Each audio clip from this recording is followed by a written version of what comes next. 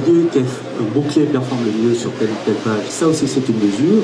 Effectivement, avec Google Analytics, vous pouvez très bien voir sur quelle page tel ou tel mot-clé a amené plus ou moins de visites, plus ou moins de visites qualifiées et plus ou moins de conversions par la suite. Ces mots-clés, vous pouvez vous en resservir éventuellement pour améliorer la visibilité de votre site, la fréquentation de votre site, ou à contrario, et on n'y pense pas forcément, les utiliser en mots-clés de critères négatifs sur vos campagnes AdWords. C'est-à-dire que si, lorsque j'ai entendu cet exemple-là ce matin, et je m'empresse tout de suite de le ressortir, lorsque vous vendez des piscines, vous êtes constructeur de piscines, vous ne pouvez pas forcément que lorsqu'on tape piscine, on tombe sur vous. Vous avez plutôt pensé à piscine hors sol, piscine en tel matériau, puisque c'est vous qui le vendez, plutôt que piscine qui va donner je recherche une piscine dans tel hôtel, etc. Et si jamais vous aviez fait une campagne AdWords dessus, ce sont des clics qui vous enlèvent de l'argent inutilement. Donc les mots-clés qu'on trouve, ce n'est pas seulement pour le côté positif, comment bien référencer, c'est aussi pour le côté critères négatifs d'AdWords, par exemple. Le cheminement du visiteur. On parlait du cheminement tout à l'heure. Pourquoi on en a besoin?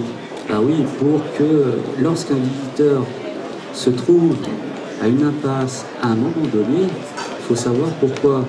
Imaginez le client potentiel, l'acheteur potentiel qui a passé l'étape et la barrière, je dirais, de 2 ou 3 pages. Déjà, il arrive à sa page d'achat, il est en train de conclure la vente, et tout d'un coup, vous voyez que grâce aux outils Analytics, il est en train de sortir de la page, enfin de sortir du site.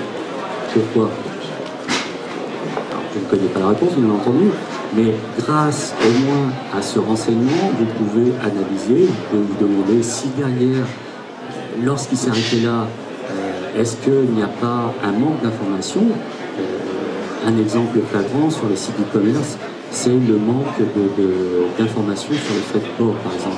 On arrive souvent sur la page d'achat, on veut acheter, on a dégainé sa carte bleue, et puis tout d'un coup, on se dit, mais bon sang, je n'achète qu'un produit à 10 €, combien va coûter le frais de port? Et j'achète un cadeau pour Noël, dans combien de temps ça va venir?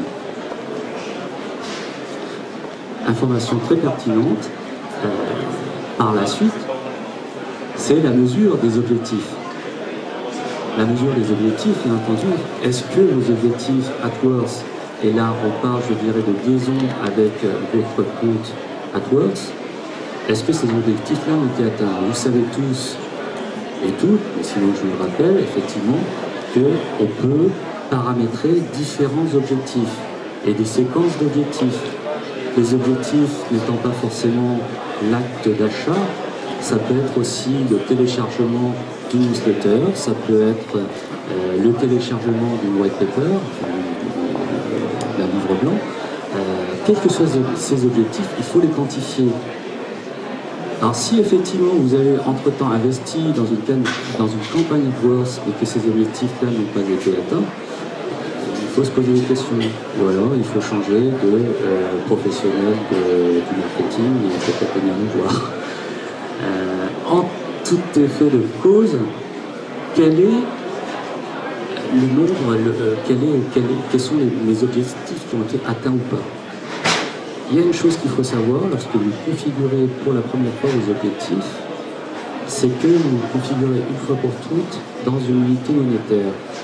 Je ne sais pas si, comme moi, vous avez commis cette erreur la première fois, comme c'est par défaut en dollars, vous l'avez mis en dollars, vous vous retrouvez ad vitam aeternam avec des comptes en dollars. Il n'y a qu'une seule solution, malheureusement, pour le moment, c'est de réinitialiser le compte.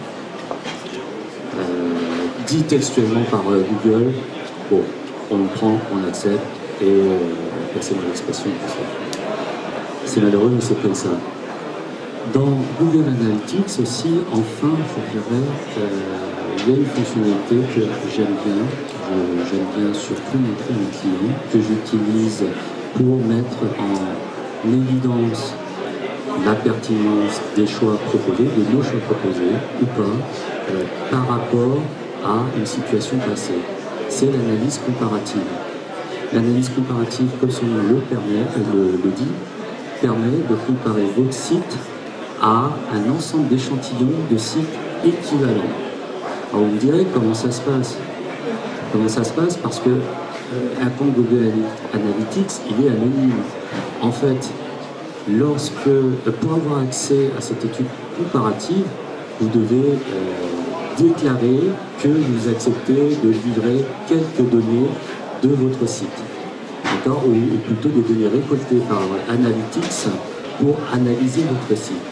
Et comme c'est un échange de bons procédés, les gens qui l'ont fait avant vous ont cédé leurs données, ont donné leurs données.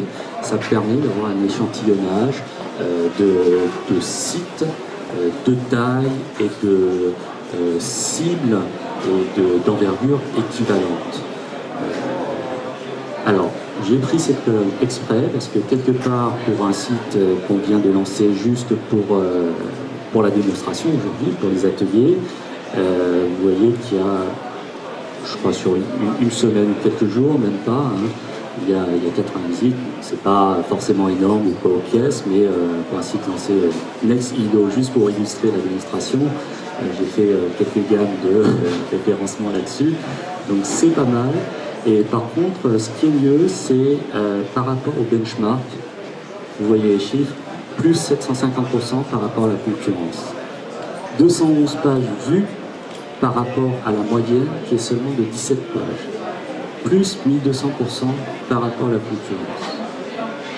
Les pages par visite, bon, j'ai pas eu forcément le temps de faire beaucoup de pages, mais il y a quand même 2,6 pages par visite comparé au 1,67.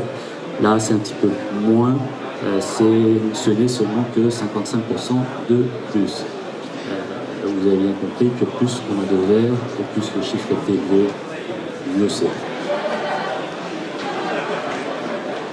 Donc j'en ai, je dirais, j'ai fait vraiment un rapide survol de ce qu'on pouvait faire ou ne pas, enfin surtout de ce qu'on pouvait faire avec quelques fonctionnalités de Google Analytics, vraiment rapide. Je suis bien conscient qu'il y en a beaucoup d'autres et que on peut développer ça pendant des heures. C'est pour ça que, voilà, on arrive à la séance, je dirais, au moment où vous pouvez poser des questions plus poussées ou autres selon vos envies.